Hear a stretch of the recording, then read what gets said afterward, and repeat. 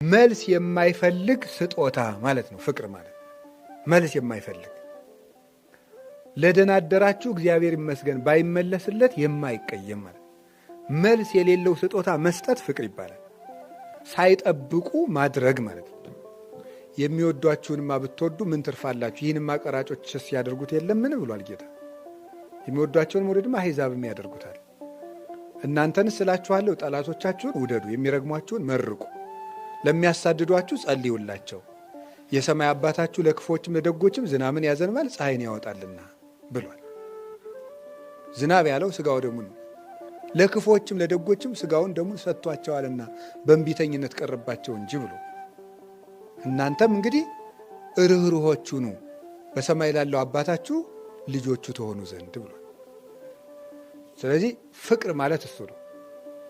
ፍቅር ማለት ልዩነትን አቁሞ አንድነት ላይ ማተኮር ነው። እንደሱ ነው። ፍቅር ማለት ሰዎችን መረዳት ነው። መረዳት የሰዎችን ሐሳብም ሆነ ኑሮ በራሳችን ቦታ ቁመን ሳይሆን በራሳቸው ቦታ ቁመን ማሰብ ነው። ሕፃን ሲያወራ እንደራሱ ነው የምንረዳው፣ እንደኛ ነው እንደራሱ ነው የምንረዳው። ወደሱ ወርደን ነው የምንሰማው። ፍቅር ማለት ወደምንወዳቸው ሰዎች ሂደን መረዳት መቻል ነው። እምነት፣ ተስፋ፣ ፍቅር፣ ሰላም፣ ራስን ከእግዚአብሔር ጋር ነፍስን ከስጋ ጋር እና ከሰዎችና ከተፈጥሮ ጋር አስማምቶ መኖር ነው ይላሉ። ከእግዚአብሔር ጋር፣ ራስን ከራስ ጋር፣ ራስን ከወንድም ከእህት ጋር፣ ራስን ከተፈጥሮ ጋር ጭምር ማስማማት። የእግዚአብሔር ሰው ከምድር ሁሉ ጋር ሰላም ይኖረዋል፣ አይታወክም። ኧረ እንደው በዚች ምድር ለምን አኖርከኝ አይልም። ምድርን ራሱ ተስማምቷት ወዷት ነው የሚኖረው። ይሄ ሰላም ይባላል። ያን ሰላም የሚሰጠን ማን ነው? ክርስቶስ ነው።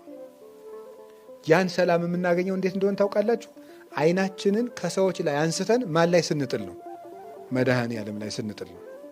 ሰዎች ዓይናችን በጣልንባቸው ቁጥር እየተንሸራተቱ ጅራታቸው መያዣ የለው።